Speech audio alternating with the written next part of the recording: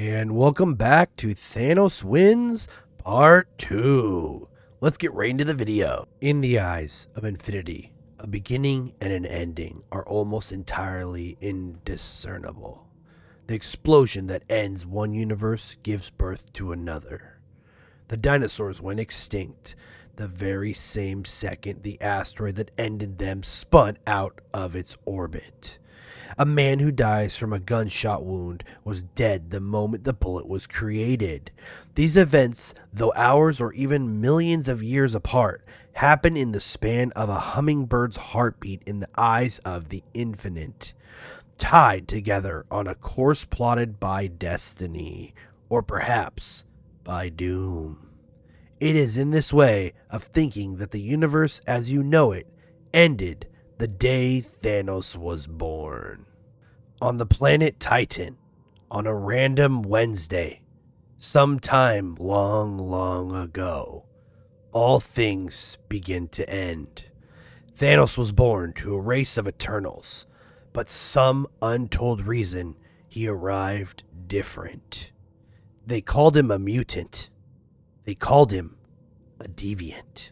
They say his mother, Suisan, was her name, went into an insane moment. She laid her eyes on him, but this was not entirely true.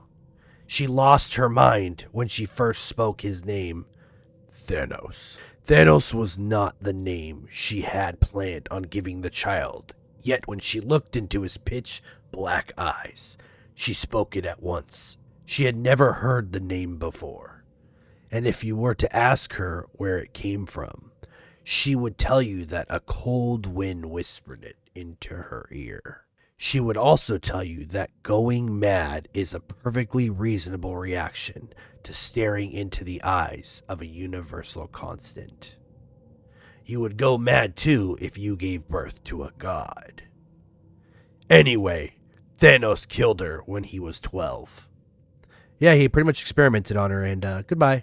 From there, things rather escalated. The Infinity Crusades, the Annihilation Wars.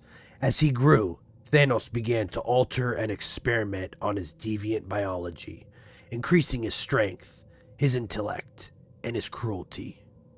And then, well, I am sure there is very little need to remind you of Thanos' various quests for universal domination and death, alliances, betrayal, defeats. Always there was death. The future, but death never came for Thanos. So as the Earth's heroes and champions wilted, old and weak, around him, Thanos only grew stronger. He became finally what he was always meant to be. You see, for eons, Thanos has been called mad, labeled an aberration, a mutant, a deviant, evil. But perhaps the truth is that Thanos is no more aberrant than the asteroid that killed the dinosaurs. He is no more evil than a cancer cell, and he is no madder than his mother before him.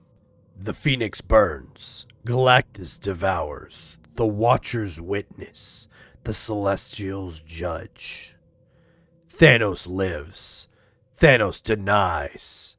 And if you pay attention right here, we get one of the coolest scenes, I gotta say. I gotta cut this part.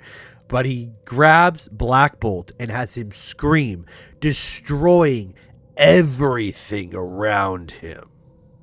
Thanos wins. And so on the ruins of the world before.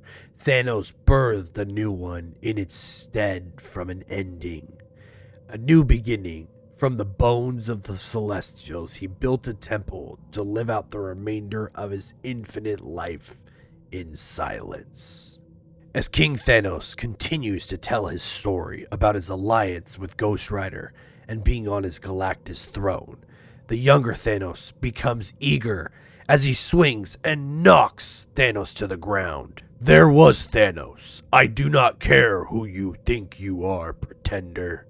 Thanos will be put in chains, dragged to his knees, and disrespected by no one. I did not bring you here to fight me, boy. then you should not have brought me. And I will not be called boy. As Thanos begins to lift his foot, Ghost Rider pops in front. Whoa there, big fella. You. All right. Look, friend, all cards on the table here. You can't kill me. I'm about as dead as it gets. So let's just calm down and be rational, because all of this time travel-ish is already confusing us, and this ain't. Interesting. As Thanos picks up the Ghost Rider by the head, I would like very much to test this theory of yours about death. The Ghost Rider screams in agony as Thanos is crushing his skull. Though our younger Thanos here has not yet witnessed a fraction of the horrors and glory that his older self has, he is still Thanos. The older Thanos reaches. No, please. Thanos replies, please? And as such, he has already committed such mad and horrific acts that you wouldn't think there was a single sight left in existence that would shock him. Then you would be very wrong. Please, I need your help. As Thanos drops the Ghost Rider, he then levels Thanos outside. Boom! Magnificent. As he smiles, the two begin to clash again. As the younger Thanos continues his assault, who are you? You wear that face and that title, and yet the word please comes from your mouth. The older Thanos roars in pain. Younger Thanos continues, you beg. You are no king. You are no Thanos. As the older Thanos lifts his hand and hits younger Thanos with the blast, it sends younger Thanos flying backwards. Just then, the younger Thanos crashes to the ground. If there were any doubt left in our young Thanos that the man in front of him was truly himself separated by millions of years, it was erased with the heat of the power cosmic burning the air in his lungs. You talk too much, the older Thanos mentions to the down Thanos, and the sound of his true name, the one his mother had chosen for him before her mind had been shattered. Dion, a name she had spoken only to him on the day that she died. And it was at that very moment, the very minuscule instant in time where Thanos chose to align with his older self, that eternity as you know it was doomed. What do you need my help with? I lost someone. I need you to help me get them back. As Thanos and the other Thanos look at each other. Who? As they both look up at a giant statue of Lady Death herself.